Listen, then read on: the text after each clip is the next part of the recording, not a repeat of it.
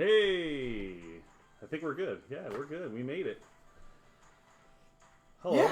Hello. We're here. Hi, everyone. It's been an interesting process tonight. Yes, it has. The BowHunters Round Table is here today, and we're going to have some great conversations with you guys about the new 2020 lineup. We're going to also throw in some ideas for, just in general, late season hunting is one of the other ideas I had. So, should be good topics tonight, and the good part is you guys can join in with us so we can have the conversation together and have some fun with it, and that's why the round table is kind of important. We have filmed some of these where we are pre-filming them and putting them out. And one of the ideas I had was, can we just do it as a live episode? Because I think that'd be a little cooler to involve everybody. And then we'll also put this on the podcast for those who don't get to see it and want to listen to it in your car, give you a chance to listen in. All right, Jamie, with the news, what we got? What do we have for news? Just go right in under the bus. I got some news for you. Got some sweet new hats. I just blinded the whole. You see that? Nice. Oh, yeah, show me. He's got his own camera over You there. like that? Yeah, join the bow. Oh. There it is. Better put it on. Your head's shining pretty good. Yeah, New dumb those hats lights down. for the ambassadors. So We're going to get one of those hats. sign up, huh? Where can I get one of those hats? Oh, you just got to join the ambassador program, or you can go right on our website and purchase one yourself. BowHunterPlanet.com. And you better move. Welcome to the for show. Christmas. Welcome to the show, Lisa, Mike, Wally, Shane. How are you guys doing? Hope everybody's having a great night. How's that bow, Shane? How's that bow, Shane? Shooting the Reckoning from BowTech. So speaking of bows, as we move into the 2020 season, we are seeing a lot of great bows in our videos right now, what you guys have been able to see on our YouTube page. When we look at that and we take a peek, I'm interested from your perspective, what's impressing you guys so far of what you've seen? What are some of the things that you think, hey, I gotta have that, I really want to have that? So far, I did put a little thing out here on YouTube, and it basically asked the question, so far from the videos we did, which brand excites you the most in 2020? Looks like here's the votes. I'm just going to put a vote in real quick here. I did like to revolt. Let's see. Oh, can't do it. Can't even see it. What a baloney. That's embarrassing. Let me look on my phone. I'll tell you guys what it says here. That's great. No, there have been a lot of really good bows, that we've been looking at over the last couple of months here, and you and Schnur have been pretty busy in the studio getting all the videos done and the launches done. So it is interesting to see all the new technology that's coming on these bows, and just to see what everybody's feeling about it. I know we got ATA right around the corner where we're going to really start to see, I think, a pickup in the amount of consumer input, as they're able to get their hands on them, come later after ATA once all the dealers are getting their orders in. So it looks like maybe we might be making our illustrious return to the old ATA. Maybe, yeah. That's been top of the conversation around here the last couple of days. We're talking in the studio right now about making a return to ATA and potentially going there and getting some content for you guys. If we do go, great question, another great question. What would you guys like to see when we go there? So what are you interested in when we go there, and the content that we can get for you guys? So that'd be I'd like to see what those is comments. it? What is it from the ATA show that you'd be excited to see this year if BHP goes? And right now we're planning on attending. At least a couple of us. We're not sure who's going yet, but we were invited to the ATA by the ATA, which is pretty exciting and new. But that's the kind of collaboration we feel needs to happen in the industry. These are some of the things where companies really, and not just companies, but organizations need to find a way to work together on different things. So it was nice to see the ATA step up after the podcast and talk to us about it and send that invite. So we'll more to come on that. Hopefully we can get some good content for you guys and at least show you what's out there and what's new in the industry. That's the key. So the videos that you guys have seen on the YouTube page now are the 2020 lineups. Some of those bows from the new Hoyts, the Matthews, the BowTech. There are some great bows. The Expedition we put out over here to show you guys in a minute.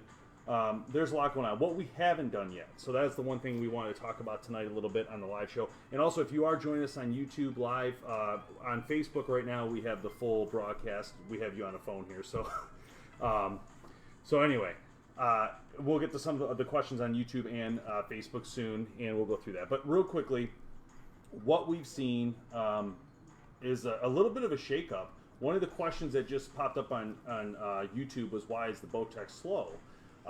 The thing about Bowtech this year that really makes me happy is that they didn't focus on speed as much as they did comfort and shootability, in my opinion. And I think that's extremely important for me. And I know everybody's different when we say that, and everybody's going to have an opinion on speed, and I'm totally fine with that. But you got to remember, for the past 6 years, 7, 8 years, everybody's chasing this speed that doesn't really exist. Companies are saying 370 and higher on compound bows are not even getting close to those numbers. And so that's why when we talk about speed, you lose so much performance that I don't really understand why we'd even care.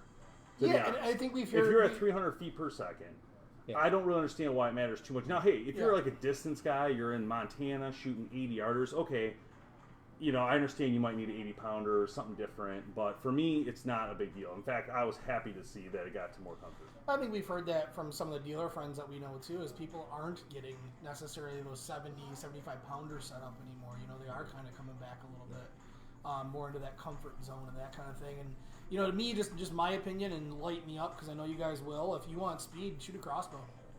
I mean, that, you know, if that's all you're looking for, you know, those crossbows are shooting, and we've tested them 400 plus feet a second, you know, across the board. So that's your speed tool right there. Super fast. Amazingly fast. I was more excited to go with the comfort. So I shot Elite this year, shot the Ritual for hunting season, and broke my curse with that bow. So yeah, that's a big curse to break. Yeah. Not as big as Dave's, but it broke. Yeah. Oh no.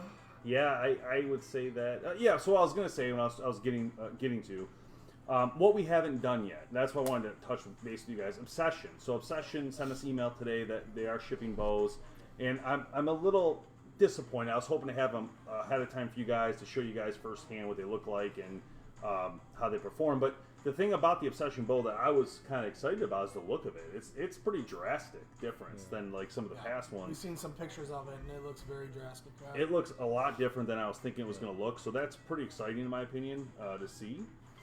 But yeah, I mean, that was so Elite, the Cure. We haven't done that yet. Yeah. That's supposed to have come 2 weeks ago. So still waiting to get our hands on that bow. Really excited about it. We know it's going to be a great shooting bow. Elite's done such a great job over the years putting together amazing, not speed demons by any means, but comfortable shooting bows. And I think that's what's given them an edge over the past few years. That bow hunters, once they pick up and shoot, they're like, wow, this is a great bow.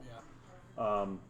So what did we see from the industry so far? We haven't had the chance to touch the Hoyt Bows aluminum series yet. We're getting there. That should happen, but I don't think it's going to happen until after ATA. However, we were able to touch the Ultra and the Ultra Turbo carbon bows, which, to be honest, it's super light, warm to the touch, and pretty impressive in my opinion. It was cool to travel to Hoyt this year, and I happened to be there in Utah for a wedding.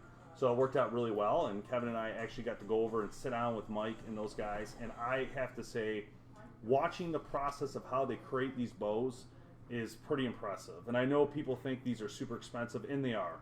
And there's a reason for that, because it takes a lot of energy and work to do it. So show them a close up here real quick. So my whole point is, you choose based on what is good for you. So I can't speak to the aluminum series yet. I'm really excited to get my hands on it because I know the price is probably more where people want to spend. And in order to do that, you know, we need to get our hands on them to show it to you at least. So I'm hoping we can go from like the lowest end all the way up to, well, we've already done the premium. So we've done the Ultra and the Turbo now. And like I said, they're both great. I'm not a high speed person. Obviously, you guys probably got that from the conversation we had just a minute ago. But the Turbo was a great shooting bow, and it had a lot of power. And I remember feeling like, wow, when I hit the button, it was like, and you'll see that in that video, and the speeds were pretty high on it as well. I believe around 330 from what I remember, which was cooking, you know, very fast. So, and then and then PSE came out of nowhere with this great looking bow. The Evo NXT. This was a great looking bow. Very excited about this. And they changed the grip. One of the things that changed that was dramatic in this bow was the grip. Now, keep in mind, the grip comes off. So if you don't like the heavier grip, you still have an opportunity to get the old feel of the PSE grip with this bow. In fact, we'll have Tim show you this one too and really highlight the grip. But again, PSE's cam systems over the past few years have been excellent. And they have done a great job coming from the Omen all the way to where they are today is really impressive and really something to look forward to. Also, what you might not know, a little key fact in there, if Tim can show the sight area where the sight goes on, you'll notice 4 holes on the backside of the crossbow riser. Yes, 4 holes right there where you mount your sight. PSC is one of the companies who patented that idea. So that's actually their concept. I don't know who else can use it, but they might have to pay for it. I don't know. All right, so there was a question. Someone made a comment in YouTube, which I can't see. One of the questions I saw, I'm trying to get back to it. Somebody made the comment that the Killer Instinct crossbow was super heavy at 9 pounds, I thought I read. Are you on Facebook? You're on Facebook, right? Yeah. Adam says, Jesse, the Killer Instincts aren't as heavy as the bear crossbow from a few years back. Yeah. That bear crossbow a few years back, I agree, was super heavy. Oh, yeah, here it is. So Jesse said the Killer Instincts is heavy bow, in my opinion. The Killer Instinct Furious 9.5. Is that, you saying it's 9.5 pounds, or is the 9.5? I haven't shot that bow yet. But if it's 9.5 pounds, that's pretty big. What a great question. So Barefoot Bowhunter says, is the Matthews Via XR worth it compared to the Halon?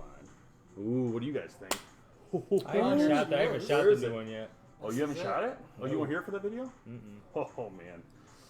Looks sweet. Yeah, I heard it's Matthews worth it. makes okay bows. I think it's worth it. I mean, I feel like the changes in technology, even if they're slight, have always been a benefit to the consumer. This bow's a masterpiece, guys, honestly. And that's the thing is we come to expect with Matthews. Everybody expects Matthews to be a great piece of equipment, and it always is. I'm not going to lie about that. It's always smooth. It's always got good speeds. It's got a great feel to it. It looks amazing. They've done a great job. I don't know if you guys remember the honeycomb. They had the honeycomb in the Z7. Yeah. That was so exciting when that happened. Then they did the helium air. You remember that? It was like the balloon holding the bow. It was pretty neat. So I agree, though, and I think that, you know, I would definitely upgrade. It's just my opinion. I'm kind of a person who feels I would upgrade every 2 years. If I was purchasing a bow like a normal consumer, I would do it every 2 years. Because you could then... The change in technology, but also the fact that you can then sell your other bow and recoup majority of the cost because it didn't get too old, right? And then the value's still decent. So that's just, you know, my... Yeah, I'd probably do like the second year of the bow coming out. Because they always do that, right? Happens a lot. Like they'll make an SS or little upgrades to just like a car. I don't want the first model. You know, model that comes out. I'll take when all the kinks are out, and then every 2 years go that route. Good point. That'd be me. Good point. 9.5 was the on the Killer Instinct. Adam said 9.5 was the inches axle, so that's pretty small. I got you. We haven't had a chance to try these out yet. The Killer Instinct. It's been a couple years since they've been on the show. Now I think about it. Have some work to do to talk with them, but let's see. Better put Crossbow in here. Take a peek at it. Here we go. Crossbow. So there's a good look to it. It does. I like the look of it. I wonder who they're owned by now, because I know they went through some changes. Oh, here it is. Furious Pro 9.5. Wow, it does look nice, guys. Let's check out the weight. 750. Decent price. Yeah, it's pretty. Wow, it is small. Crazy. They did a great job. Oh yeah, look at that. Nice. Wow. 750 is not bad either for one that looks like that. Usually yeah, that's one of the things we've seen year over year with these crossbows is them just getting narrower and narrower, which is great. You can use it in more places. 7 pounds. 7 pounds is actually pretty average. It's not bad, man. That's pretty average, honestly. Now, let's keep in mind, guys. Let's keep in mind, right? You look at this crossbow, right? There's a lot to that crossbow. This isn't like a little crossbow. This is a big crossbow. If you were to put this up against weight-wise with 10-point and all the others, you're going to be around the same weight. Yeah. Now, if you want a compact little guy like a Raven, you might shed some weight. And in fact, let's look at Raven. Yeah, it'd be interesting to shoot that because you look at it, there's not too much to the stock on the backside. It's just this little L shape, so I wonder how the weight distribution Let's see the weight on the Raven, the smallest Ravens. I'm just curious.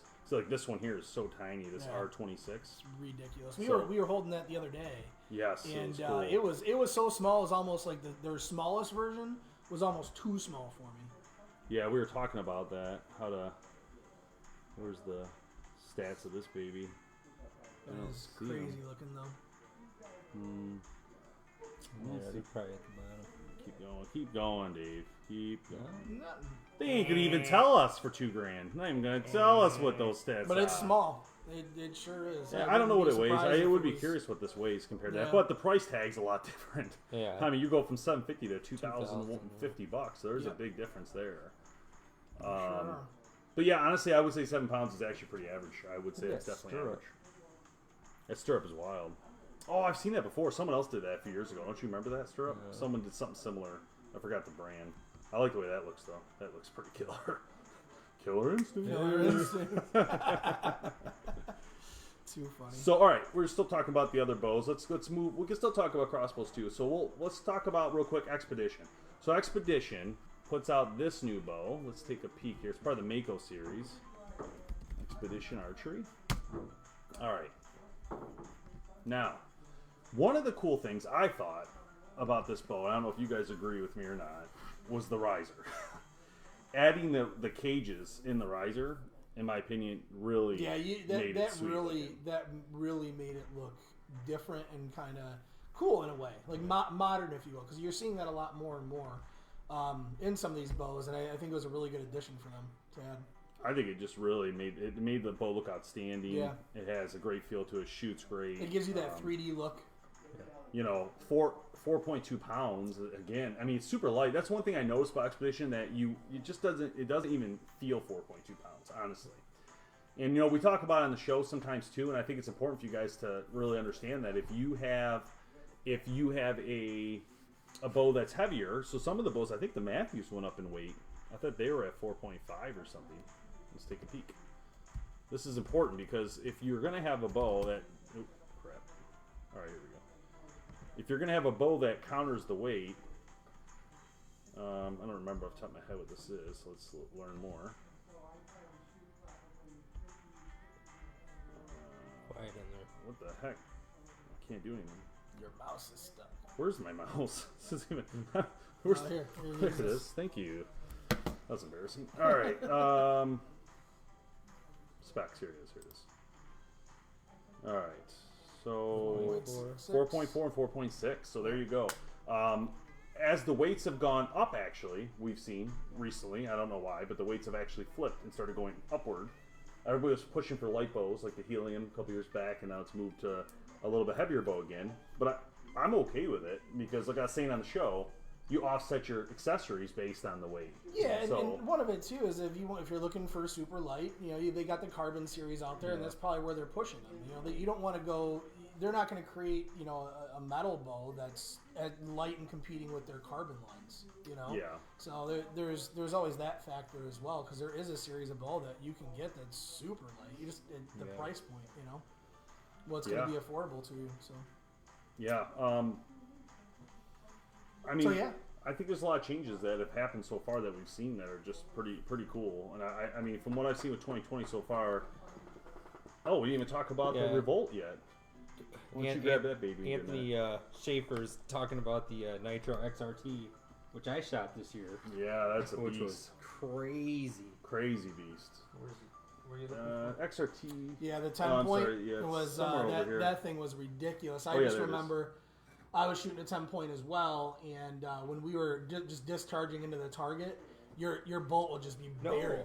No matter. I would was practice from ridiculous. I couldn't even practice Yeah. because we got 15 different targets. Yep. I don't have a target that can stop that bolt. Yep.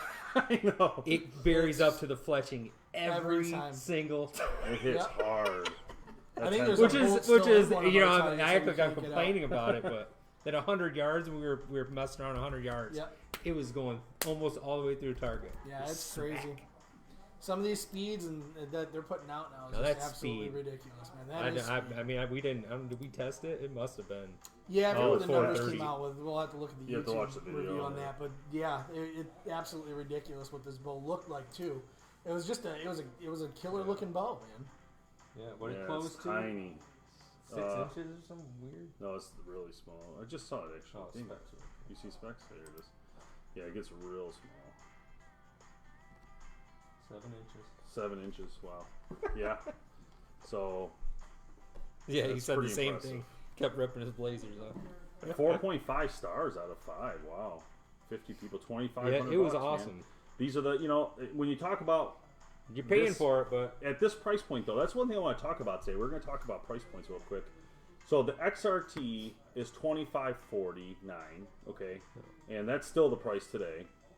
You might be able to get a little cheaper at a dealer. I don't know. Whatever is the... But anyway, the Raven lineup is around the same prices. 2,100... Yeah, 25. So yeah, the R20 Sniper is that high with the package. 26.49. Yeah, they got one. The R10 went down to 1,500 though. It looks like the 16. So that's good. But So yeah, you're for the still in most that part, 2,500 range. this is that range. And then I was gonna say Excalibur. Same. Yep. Yeah. Excalibur crossbows. Yeah, you're gonna see like their assassin lineup be right about the 15, 16, right? 17. Yeah.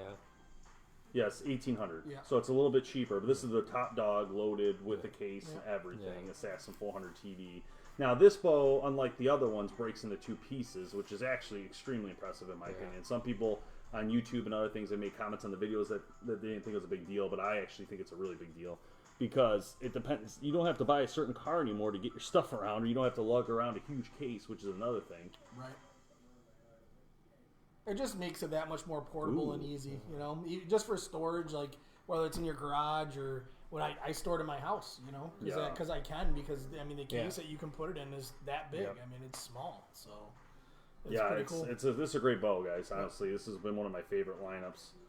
Mainly because I kind of like the recurve thing. I don't know. It's like so simple and it's so powerful. Everybody wants them, right? It's so powerful. They're like, oh, what are you doing with last year's? You got any takedowns? Oh, yeah. Everybody wants these things. Not even the ones that are just... Even the regular one doesn't take down, but it's still... Yeah, the got all the cool, features. But even last year's where they had that single bolt that unscrewed, I'd take that in a heartbeat too. I mean, pretty impressive. One of the questions on YouTube came up, if you prefer the Matthews new bow versus the Bowtech new bow. But I think that'd be a great video to work on, to be honest. I think it's a good question because they're both around the same price point, and they're both great bows. And the Bowtech here in front of me is absolutely amazing. And if you are a Bowtech shooter, I definitely recommend the Revolt this year, trying it out if you haven't. Now, last year I shot in the field, I shot a couple different brands, but one of the ones I shot was the Bowtech SS, Realm SS. Yeah. I took that down to Texas, got like literally 4 or 5 animals with it, and it was amazing. Like, it is so smooth, so nice, right? And I thought to myself, it's going to be hard to overcome this. The only thing I could think of that would match it would be either the Elite or maybe the Matthews and draw sight. Is that because of the grip? Everything. Oh, yeah, okay. All right. Yeah, Isaac texted me. I like grips, all right, guys? He goes, I've been on 3 seconds. He's I should have known where this was going. I should have known where this was going to. Oh, it's too easy sometimes. It's a great question. Xcal will come right back to it. So, this bow, but anyway, I didn't think I'd find something I liked better, and I shot this for the first time, and I was blown away. So this bow, they really made it buttery smooth.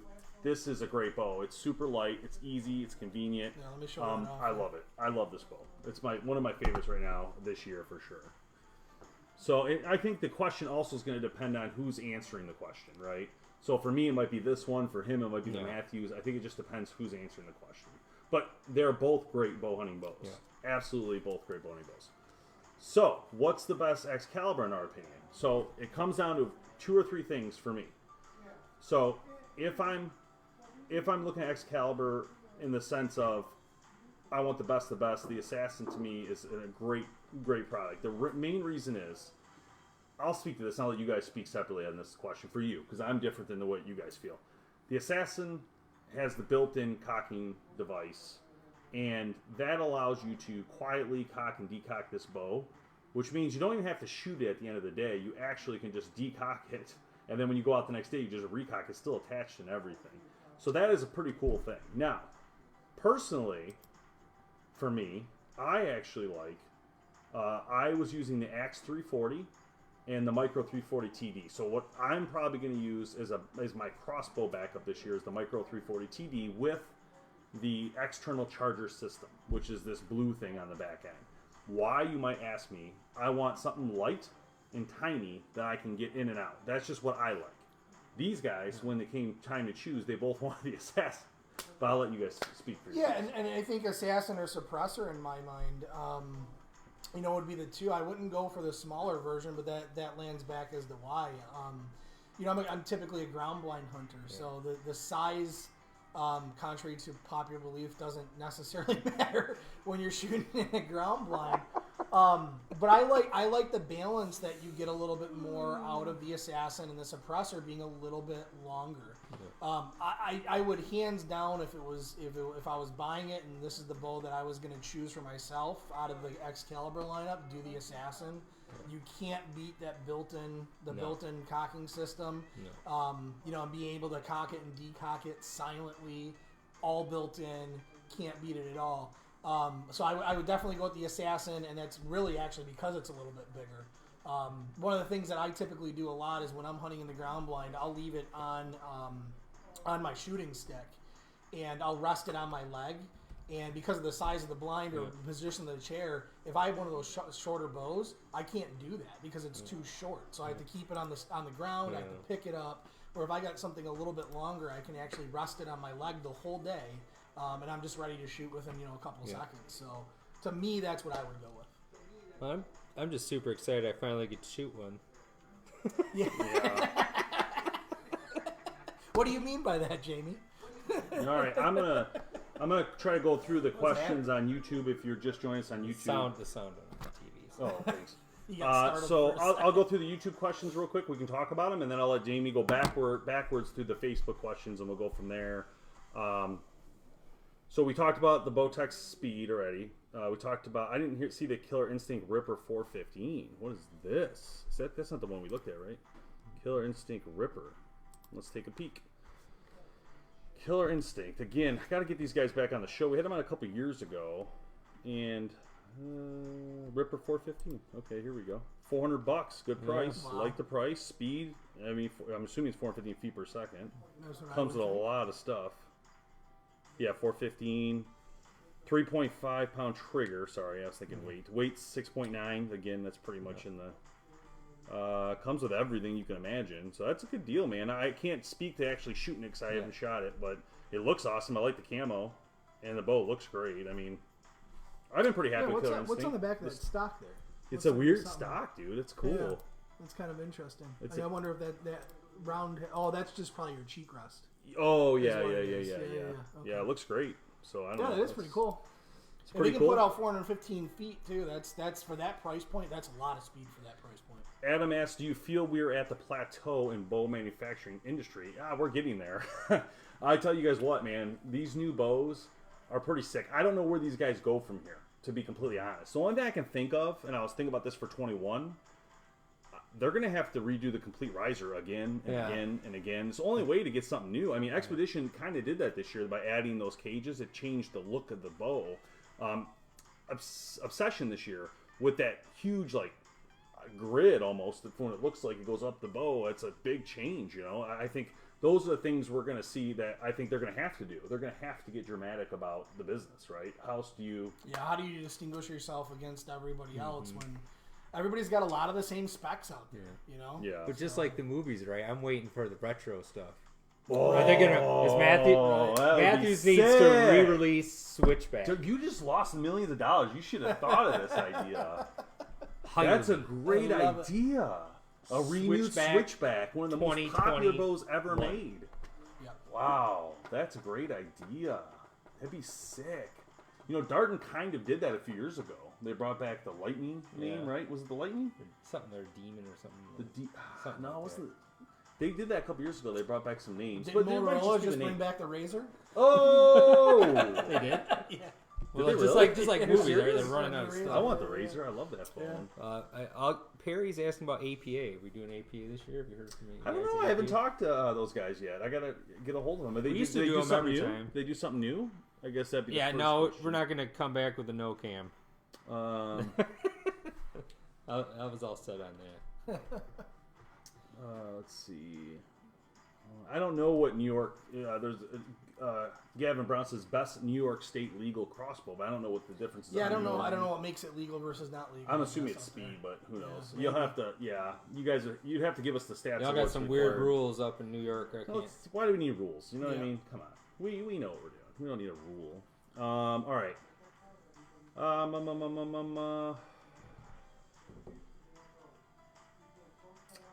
Prime Black Series. Yeah, we haven't done anything with Prime in a few years. I did ask them though if they wanted to do some stuff this year, so I'm waiting to see what's wrong. Somebody had a good comment. I'm getting through. They were mentioning on YouTube here that they saw, and I didn't catch the name of the bow, but it was like half compound, half recurve. So I'm imagining something like an Oneida. Well, there's a new Oneida brand out. Yeah, so maybe that's what it was. I didn't catch the brand there, but that's interesting. That isn't something that we've seen in a long time either. Those are pretty popular. I know Tim Wells shoots it now, but even non-hunters, because of all the movies and different things. Yeah, all the Marvel, all the Marvel stuff, and what's that one show, Arrow, on TV that they use that version. So then one of the questions came up: is the PSC NXT that much slower than the Evoke? The 31 in particular. I'm not sure. I'd have to go back and look at what we pulled on the Evoke. I'd have to look at that video. But you can look yourself and see. I mean, most of these shots we're doing are the same arrow weights all the time, the same weights. People have been asking us to add in the full 100 grain arrow, which I'm not opposed to it. We just have to get one made here and start adding that into the test if that's what you guys want to see. It's fine either way. Again, if you're on YouTube watching, the Facebook has the actual broadcast. I just put you guys on my phone so you can see. I can't do both at once for some reason. I don't know. But anyway, and then you guys can listen to this again on the podcast coming up. Let's see. Thoughts on bi-state crossbow law? Oh, there shouldn't be a different crossbow law between states in my opinion. I agree. It's been successful here in Michigan. I don't think it's changed much. I think it's brought more people into the sport than has harmed any sort of losing conservation hunters efforts. And that's what we need. We need to change it different too. Are you going to say that too? Yeah, I mean, we're just put some music on it. We're losing hunters by the thousands. Yeah, we need every it more year. than ever. We need more. The revenue alone. What's the big deal? I can't imagine. We need that money. You got guys popping off shots at 80 yards with a bow that they shouldn't be doing. Yeah. So what's the difference? Yep. I agree. You got to have it. We have to have the crossbows did a lot for the industry, and some people didn't like it, and I understand that. But the problem is, the industry needed that money. Like that was a lot of money that came into the industry for a couple of years. It's slowed down for sure, but these companies benefited hugely. So the technology you see on these bows is made possible by that money that they had to, do these things. This stuff doesn't grow on trees. They can't just do this without paying designers a lot of money. It's just a cohesiveness within the whole sport too. Because I mean, you just think about the fact that some of these states have different seasons for crossbow than they do for compound. That would be tough for us. Yeah. You know what I mean? Like I like shooting compound, or I like shooting crossbow. That's typically what I do. So when you guys are going out shooting compound during your season, that wouldn't be when I would go.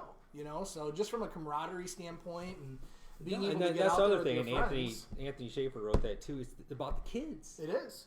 My son was 8 when he got his first buck. I couldn't do you that. Couldn't do that with a bow. He can't. Not I got a Ruger 450, but right. At 8 years old, he's not shooting that thing. Right. And same thing. Like you can't pull enough weight to kill with a bow. I got him out there early and got him like all pumped. And he's got the itch, right? He's ready to go. So and anybody can shoot a crossbow. Yeah, so I don't know. All these states, they have not only the different rules for what you can shoot and when you can shoot it. It just doesn't make sense to me, and maybe it's because we're from an area where they don't treat a crossbow any different than they do a compound. But I don't see a difference either. They do in the record book. I think you can't get a Pope and Young with a crossbow. Yeah, I mean, absolutely. what is everybody else's problem? Yeah. So I mean, that's the one thing I would love to see, and I think that's one of the huge things that can bring more people and young people back into the sport too. So I don't know. I think you got to have it. Yep. It's just me, or you got to have it. I don't know. I think again, the money was really important. It was just. I think it just helped. The influx of cash really just helped the industry tremendously. And the conservation efforts within the states. Think about how many more people are getting licensed that wouldn't be shooting in bow season because they can't shoot a compound. Mm-hmm. So yeah. No, I agree. All right. So moving on. Let's see. Oh, Gavin said in New York they have to have a law 17 inches wide axle. What? That's got to be that big? What does that matter? How does that matter? I don't know. Dude, seriously, you need to lobby your state because that's crazy. That doesn't even make... I would love to know the... I would love to get Ted Nugent to figure out how that's rationalized. Minnesota 55 plus or a doctor's note you can use during guns. What? You can use a crossbow during gun season, otherwise you have to be like, what the heck, man? Yeah, some of this stuff, it makes you wonder if these rules are really being set by educated outdoorsmen or if it is politically motivated because it's a weapon, type of deal. I can't only imagine. I think you know my opinion. Yeah. How many people are you going to take out with a crossbow? Exactly. No, I know, right? Yeah. Yep. You're getting even two. Hold on. Let me recock this thing. Give me a minute. Can't even hit it here, but I'm gonna go out. Do we have where's that Matthews bow at? It's over here. Do you have that real quick? I just want to see something. Question came up if a bow press, manual bow press would work on it. I just want to see what it looks like. The little wire one? Yeah. I think it would. Nah. Maybe. No, I because don't these think are so. blocking it. Yeah. I don't think the so. hooks come here. Yeah. Tim will show you on the camera, but I don't think you're going to get in there with that little press. No, man, you got to get... Yeah, you have to. I wouldn't mess with it. How much is that bow? Yeah, that wouldn't be my first idea to do that. So yeah, I would say no on that one.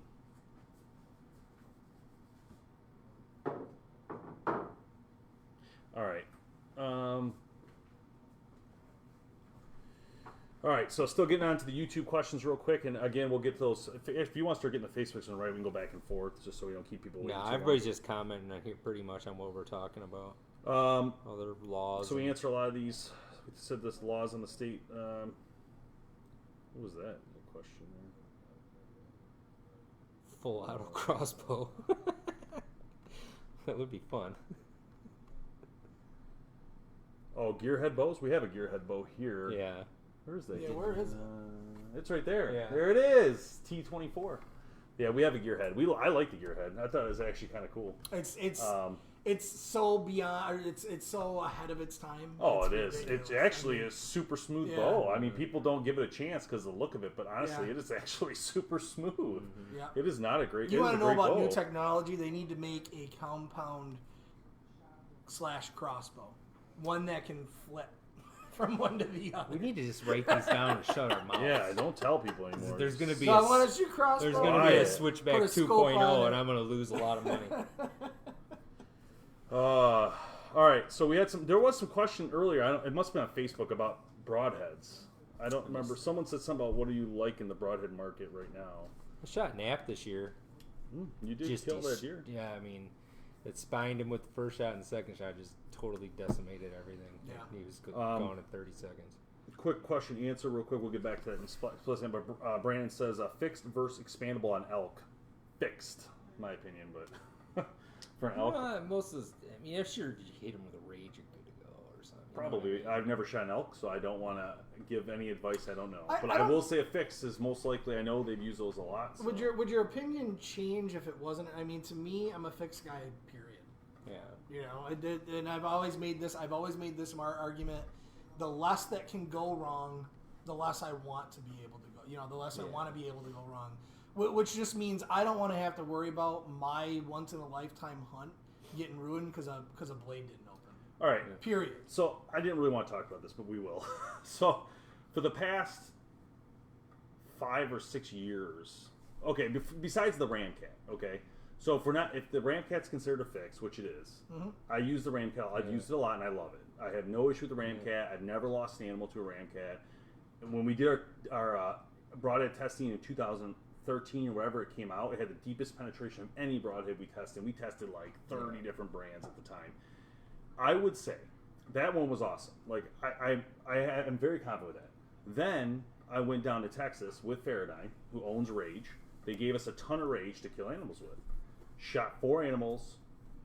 Every one of them went like 15 to 20 yards max, and the blood was outrageous, right? And then I remember what Rage can do, because it took me some time. Yeah. I haven't shot one in a few years. I'm like, wow, that was absolutely like mind-blowing what just happened. So then I'm like, wow, I really want to shoot a Rage again, right? And then this year, the Muzzy 1 came out, and they asked me, would you please test it in the field, or would you kill something with it? I'm like, okay. So I put it on an Excalibur.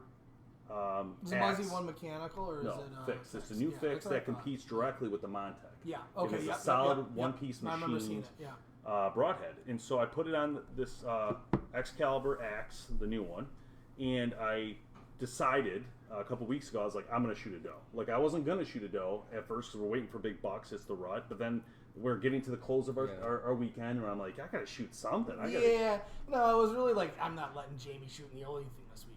Yeah, that too. I didn't want Jamie to be Well, Isaac shot one too. Isaac really did good. You're welcome back anytime. Not. Burn. So anyway, long story short, I zipped this doe with this Muzzy 1 at 45 yards with that crossbow, and it never wavered. I mean, I used the nocturnal, and it just went right through it. I mean, it was like butter right through the heart. Actually, well, I shouldn't say directly through the heart, but I sliced the heart. Yeah. Broke the shoulder, sliced the heart, came out the other side, and it was sticking out. And it might have went like 50 yards, 60 yards, but it went straight across the field, which was awesome, right? Because I could see it, and it just dumped, and that was that. And it blew my mind, though, because I hadn't used a Muzzy in a very long time. And some of the stuff that Muzzy's launching, as well as Wacom and Rage, all because they're part of the same family now, is pretty crazy. Do we have those Wacoms here that we're going to give one away on our Instagram? So if you haven't been on our Instagram, we're giving away a pack of the Muzzy 1s. We're giving away a pack of this new Wacom Broadhead. So make sure you go on. It's really simple. Just follow us on Instagram and tag 3 friends, and you'll be entered. But free lighted knock. yes, and you see. Okay, I'll let you. Whoever Is it the strobe? Watch this. I'll show you guys this. Watch this. So this thing is a mix between a Rage Broadhead and a fixed blade. Now that's wild. It's got 2 fixed. It's a slip cam. So it's actually a Rage technology. That's pretty cool. Like, so I am extremely curious how this thing will do in the field. Now I know there's been other ones that come out, but this has got literally the slip cam technology on it. Let me show this without the glare. That's pretty cool. You can see from there. So it's got 2 fixed blades and then the slip cam in the middle, which is that's interesting. That hybrid. That's very interesting. That's an awesome package. I know. Man. It comes with the new strobing nocturnal. That is probably the coolest. That light and knock is sick. You could see it from a mile away. Yeah. Like, I shot that deer and it's just laying there, and it looked like a Christmas tree. So, cool. Hello from Brazil. That's pretty cool. Thanks for tuning in. We appreciate you being here, everybody. Thanks for coming in. PA Farmer says, my accuracy really suffers with fixed. I don't know why. Actually, that could be because your bow's out of tune. Yeah. And if you want to paper tune it, and so that happens a lot with fixed blades because that's when it shows that you're out of tune. But definitely go to your dealer and see if they can paper tune your bow. That would be ideal, realistically. Yep. So, all right, where were we? Oh, your turn. These guys are let's pull this ball out of the way too. It's in the. These guys are just commenting. I haven't really got many questions. I'll hold this for you. Yeah, stop commenting and ask us some questions. Yeah. So, anyway, as far as late season goes, we'll start, I guess, going into that conversation. But I don't know how I feel about it yet. Michigan added another month now, so you can hunt all the way to the end of July or January. In certain areas, yeah. In certain areas, thank you. Yeah, there's 3 specific regions, and it's Probably really urban areas. Arliss, Macomb, Oakland, Wayne. Yeah, it's the metro area. So, yeah, I mean, how do you guys feel about that? Like, is that something you're okay with? You don't like the idea? I mean, I think it's fine, but it's not going to do much. They're going to go to food sources, which we can't bait. You know, our whole government passed a bill, and then looks like the governor's going to veto it. So that'd be great for late season if that's what you want to do. Just put some food out, some corn out in January. You're going to have them all there, but. Yeah, I don't think that season's about shooting big bucks at all. Yeah. The reason why they did it in that area is because of all the vehicle to deer accidents that they have. Yeah, imagine how many does you could shoot if you put a big pile of corn out. Yeah, that's a good point. The only reason that they do it is so that they can just take out as many deer as possible, trying to call them in the area. So would I? Yeah, but I would also be extremely selective. In what I would be. I don't think they want you to be selective. I think you're right, but that's not how my mind thinks. Yeah. I mean, my only issue with it is I feel like, and correct me if I'm wrong, but isn't it more of a chance that you're going to actually have, like, if you shoot a doe in that time, isn't it more of a chance they're pregnant and you're going to kill 2 deer or whatever? So I don't know about that idea. Like, I don't know. It seems a little weird to me, but I don't know. I guess there comes a point where I feel like, all right, I'm done. My season's done. Is that you or is that your wife, though? Why you got color out? I'm gonna get in trouble now. That's it. And that's what happens in December, though. I'm like, oh, I need an open weekend because I'm gonna go late season. Well, why I I gotta don't go go. see Santa 17 times. You know, although you bring up a really good point. Maybe January, we're thinking about this all wrong. We're struggling to how do we do this in December, right? How do we get out for another hunt in December? Yeah. Well, maybe that's the answer. You don't. Maybe we go January. You just go January. But we can't go where we want to go.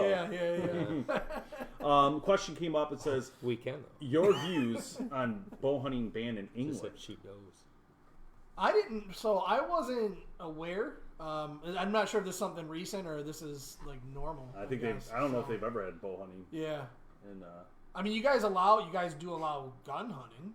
They do? Yeah, from my understanding, it's very limited, very very limited in who can have one. I thought they took knives from everybody. That kind of thing. But I think a lot of it, I guess my thing is it's not really about the weapon; it's more about the population. If the population calls for conservation, then by any means, whatever resources are available, You don't kill a king's deer, I would. buddy. Now, am I surprised that they would ban like compounds and they would ban crossbows over guns? Yeah. I mean, that's crazy. But, I think we come to expect that. Just like you come to expect some crazy stuff from over here, too. So. Yeah. So I've been over, to Scotland a couple times. And, there's not a culture of hunting. There's not a culture of... There's a huge fishing culture, that kind of stuff, at least that I've seen. But there wasn't a huge... hunting culture that I was aware of, in that area. So that is interesting. So because your problem isn't a crossbow, it's not because it's a weapon. So to me, it's more the conservation question than anything else. You're gonna be in spoons next. Yeah, vans, knives. I mean, anything can be turned into a weapon nowadays. So there's some crazy stuff that happens in this world. There's the deadliest weapons right here. They, definitely not deadly. They outlawed the guns. WMDs. Weapons of All right, let's see here. All right. One question was stock strings versus custom strings from Brandon. I don't know about that. I don't know. I had Mr. I don't really care about my make me stock some, ones, though. Custom strings. I'm put fine on with my my stock ones. lead I never have an issue with my stock ones, so it doesn't really bother me. A better question is stock arrows versus custom arrows. Stock arrows versus custom arrows? Yeah, like having your own fletch put. You can buy them. Sometimes with the I make my fletches own and all arrows that, when I'm bored. I know you got to cut them, but you can get crazy with some of the customizations that you can put on an arrow. Oh, interesting. Did you see Anthony's comment about the deer baiting on Facebook? You're not doing your job over there, No Boom. Get on it, boy. Apples. Huh? Yeah, I know. Cool. You know what I used to do? Apples, corn, and molasses on top of it. Interesting. So their experiment says that deer love apples, second soybean, and third corn. One time I hunted a soybean field many moons ago, 2009. It was a big soybean field, and I saw 65 deer in that field. Really? Yeah. One shooter, 65 deer in the thumb of Michigan. It was unreal. Unbelievable. Yeah, so late season is, I don't know. I think it's hard. It gets cold too. You gotta be willing to. Late season's for losers. Yeah, like it is. No, here. We've never here? gone. Yeah, because he's not going. You want to know why? He's got a He already buck. shot one. I got a deer, so I might have to go too. I'll go. It's just Kevin. And me. Kevin's the only one. I'll go. Deer. It's gonna be Bob. colder in hell in that hangar. But it is. Late season's for losers. You tap out early. You don't have to think about late season. So. I need to. Yeah. Well, that ain't gonna happen anyway. So, late season. I don't know. I mean, it just depends for me. Like, I gotta have a ground blind. I'm just not big on climbing that late, and it's freezing and slippery and icy, and I don't know. And usually Michigan by then it's pretty bad. It's pretty cold. It's really about just having a heater, but we get it. Well, if you have like a Mr. Buddy heater and you're in a ground blind, then yeah. If you have, like, my whole thing this next couple of years is I'm really interested in this whole concept of raised ground blinds. Like, I think that makes the most sense for everybody. It's pretty safe. You can use a heater. That, if you get a good enough one, you got scent control. You can really control the environment. Sound control. You can play Fortnite. I mean, there's so many great things you can do in there. A bathroom in there. Jamie's got a bathroom. He's got like a thing. He just rolls like a big one with like 4 of them on there. I'm like, what are you doing? Got a little fridge out there. He plugs in a portable generator. He's like, got solar panels sitting on the outside. Solar panel. That's what. Can somebody invent a ground blind? It's all solar panels. You just sleep in there. And, I mean, then you wouldn't disturb anything. Right. Oh gosh, I would love to see some of these guys. Ground blinds. Oh, my uncle had one. Yeah. Oh my god, he had like a big recliner. He ran cable out to it. Yeah. No, I was just gonna say I had one guy. I know they put an antenna out. And this there. was 20 years ago. He's doing this. Yeah. So. I mean, Kevin's had his ground blind for years up in the UP. That's underground, half of it, like in the ground with a huge propane tank.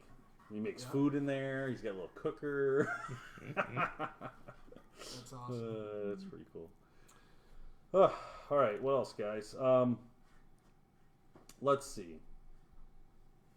There was a thing. I think it was Jeff. Yeah, Jeff says end of December is when I start pulling out the ice fishing gear, walleye fever. Yeah, that's my point. Like people start doing other things, and you start to like drift a little bit from this, and that's what I was talking about. Is maybe getting into some archery shoots this year and try to get involved maybe in a league over the break. Maybe with the kids, like try to get more involved. Yeah. I was thinking it might not be a bad idea for everybody.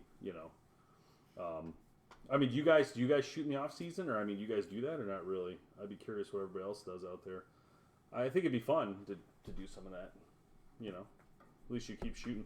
And then a question did come up earlier. I saw it. I didn't get a chance to answer it, but it said, "What is your favorite bow for 2019?" So I'll let Noteboom answer his first, and I'll bring it back to Ritual Tim. 30. That was my favorite bow, and I'm so excited to finally hunt with it. We always got one here, and then it's always like, no, we gotta shoot this, and I finally got my dream, and it worked out. So I was really pumped. Tim, you don't want my opinion. No, for Crossbow, you can be anything. Oh, yeah, Crossbow. What do you like the best for 2019? What you saw in this past year, yeah. Yeah, so for 2019, it's gonna sound redundant over and over again, but what you get out of these Excaliburs, I would go Excalibur Assassin at the top, hands down. But the Carbon Express Crossbow, very close second. And then also the 10-point that you were shooting, Jamie, very close second as well. So. Yeah, I had a lot of fun with that. Yeah, and that's out of the premium side. I have conversations with guys all the time looking for crossbows. What should I buy? What should I do? It starts with your price point first. You can't go wrong with a crossbow that's $300. If it's made well. What was that one I shot a couple years ago? The Grizzly 340. Yeah, it was a cheaper model of the Excalibur, but even Crossbow. Shot turkey with it. It was fine. Crosspoint. Crosspoint. What am I thinking? Yeah. Centerpoint. Yeah. Even Centerpoint. I shot Centerpoint a couple years ago. Took a nice deer with it, and that price point on the bow I was shooting, I think, was somewhere around $350. And to me, there's certain things that it has to feel good in your hands. It's got to have a good scope. So it's really just about personal preference, but in that premium side, I ranked them the way I ranked them. So. Yeah. For the compound bow, for me, I definitely would take the Realm SS. That would be my favorite in 2019. I used it a lot, so I had a lot of experience with it, more than I thought I would, and it was hard to put it down. I'm not gonna lie. It was a great bow. I did hunt with 2 or 3 other brands last year, but never really had a chance to shoot anything. So I guess that's a little bit part of it, but. I just felt, after shooting the first animal in Texas with that bow, I felt very confident on my next 3, which are all hard shots. Yeah. I don't know if they're hard shots, but they're all perfect shots. And, in the same sense that amazing feeling then took me into this fall, and I was like, oh, I really hate to put it down, because I knew I felt accurate. I felt like I was going to make, it was no problem. I was, anyway, that was for me. For crossbows, though, I definitely like the micro from Excalibur. I just like the small compactness of it. I like that you can put the exterior charger on it, and that's why this year I'm gonna stick with a small bow. I don't need much. I'm not shooting even literally 50 yards would probably be my max with even a crossbow. I don't really put myself in a position where I have to take long shots, so it's not a big deal to me to not have the full speed. And I think that's one of the reasons it doesn't bother me as much. But again, we are in Michigan. The shots are short, usually 20 to 40 yards, generally on average. So for you guys who are out there and, you know, shooting distances, I understand completely that you might have different feelings on some of these things. So it just makes sense. I get it. So we'll do a couple more questions, then we'll get going. But stabilizers for hunting and back bars from Brandon. I would say I always use a stabilizer for hunting, so always. I tend to use a small one, and really just to level off the bow. But if anything, I always try to use something that has dampening in it, so it's going to help with any shock absorbing. That's my thing. Sometimes I even do a mount that puts a GoPro on it. Do you use a stabilizer generally? Yeah, I think I used the tap one this year. I've been using That's got a gel inside of it too. Yeah. So. What's the other ones I've been using? Trophy Ridge? No, yeah, it might be Trophy Ridge. Okay. Yeah, the question was asked is what would you recommend for a mid-range bow to upgrade from a PSE Stinger? I'm not going to answer that yet. I have some work to do yet in this industry with the middle range bows, and we're going to work on that this year.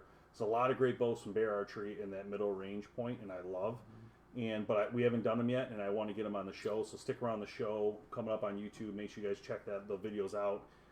Again, Instagram has these giveaways going on right now, so make sure you hurry up and head over. We're going to try to end those next week.